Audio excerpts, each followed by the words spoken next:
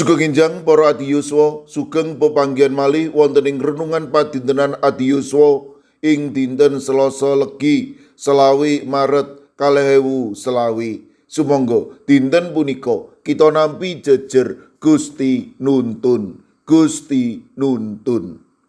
Para adi yuswa, kala wingi nalika pangibadah emeritasi Pendeta Saroto GKJ Magelang lan pembiyaan Pandan Kalinegoro GKJ Magelang dados GKJ Pamong Utama Kalinegoro wonten satunggaling piwulang bilih sedaya saged kelampahan awit panuntunipun Gusti Yesus. Matemah sedaya momotaning gesang perkawis ingkang wonten saged dipun lampahi awit Gusti ingkang makarya lan nuntun. Nalika badhe lumebet wonten ing tanah prajanjen, bangsa Israel mastani bilih Gusti Allah badhe rawuh lan paring panuntun. Ananging kersanipun Gusti boten mekaten. Gusti paring kalih pilihan dhateng bangsa Israel.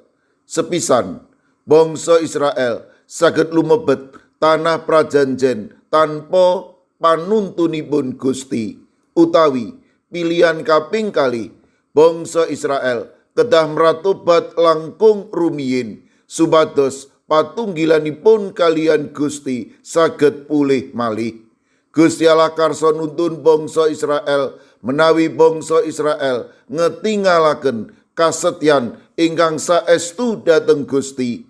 Bangsa Israel kedah sadar bilih panuntunipun Gusti punika kedah katampi kanthi tanggel jawab kasetyan dhateng Gusti. Bab punika ketingal pangentasan 3:3 ayat kalih A. Ingsun bakal nglampahake malaikat siji kang bakal lumaku ana ing ngarep ira. Para adi yuswa, cetha sanget kita punika mbetahaken panuntunipun Gusti. Pramila monggo kita tansah ngupadi gesang ingkang rumaosi bilih Gusti punika tansah wonten lan makarya ing gesang kita.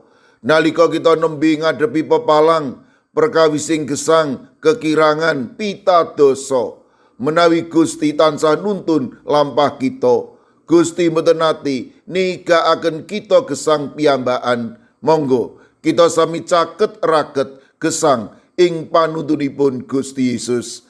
Amin. Sumangga kita ndedonga.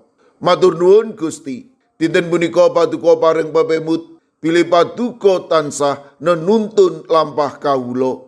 Milanipun kawula kedah caket raket lan mratobat dhateng paduka. Kawula pasrahaken kawulunipun para adi yuswa ing pundiya papan. Monggo paduka ingkang reksa, paduka ingkang berkahi, paduka ugi ingkang tansah paring pitulung. Kawula ugi masrahaken kawulunipun anak putu kawula ing pundiya kemawon, sae ingkang sinau, ingkang makarya, sae ingkang gesang ing bali wismanipun kawula ugi pitados menawi paduka ingkang nuntun, paduka ingkang reksa, paduka ingkang berkahi.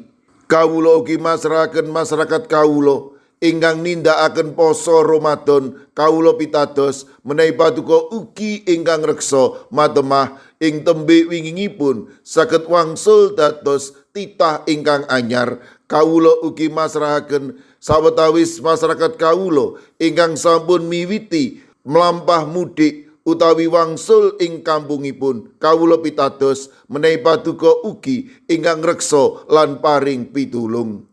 Kawula pasrahaken Diaken Sabar Widodo ingkang udasa mangke nembe nandhang sakit ing RSU Magelang.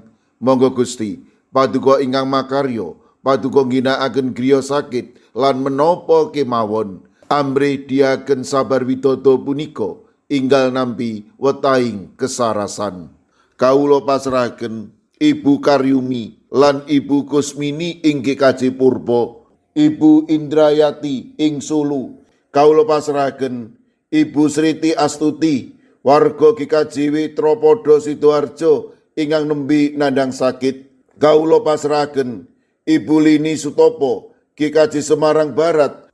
Kawula pasrahaken sawetawis warga GKJ Magelang kawula pasrahaken Ibu Yulita Muryanti Joko, Bapak Budi Sutomo, Bapak Ibu Gatot, Ibu Suwadi, Bapak Mardiono, Ibu Marsudi, Ibu Sri Windardi, lan Ibu Tulat.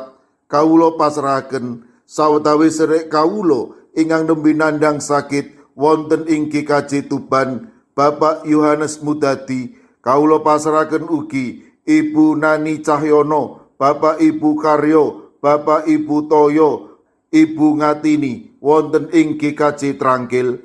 Kawula ugi masrahaken sedherek kawula ing GKJ Immanuel Solo, Ibu Tugiani Sunarto. Kawula pasrahaken Ibu Lasiem Blok 6 GKJ Gondang Winangun. Mekaten ugi ing GKJ Wonosobo, Bapak Lazarus Samijan, Ibu Endang Sarjono, Bapak Yusuf Sunaryo, Ibu Rodiah Sumarti. Mekaten ugi Eyang Sarwito wonten ing GKJ Ngalian. Kawula ugi emut kalian Ibu Wahyono Ringinanom ing GKJ Plengkung.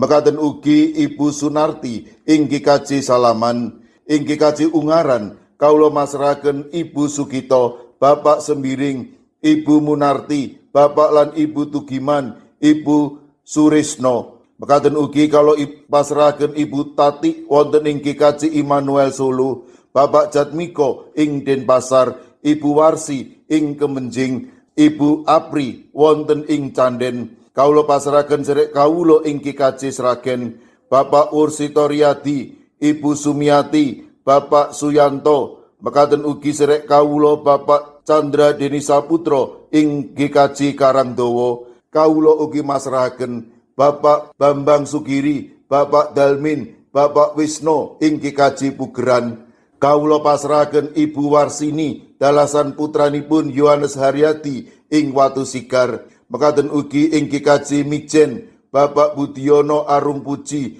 Ibu Elizabeth Indarwati, Ibu Trikartono, Bapak Waryono, Bapak Moses Taji. Kawula pasrahaken Ibu Sukarni, Ibu Sutarwi, Bapak Daniel Agus ing GKJ Banyumanik. Mekaten ugi ing GKJ Tanon kawula pasrahaken Bapak Suhadi. Kawula pasrahaken sinten kemawon ingkang nembe nandhang sakit lan ing pemulihan kawula pitados paduka badhe saged ngginakaken menapa lan sinten kemawon amri sedherek kawula menika enggal nampi wetahing kesarasan.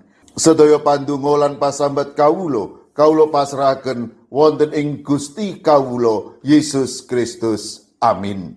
Sumangga para ati yuswa kita tutup pepanggihan kita srana ngrepekaken kidung. Sumangga.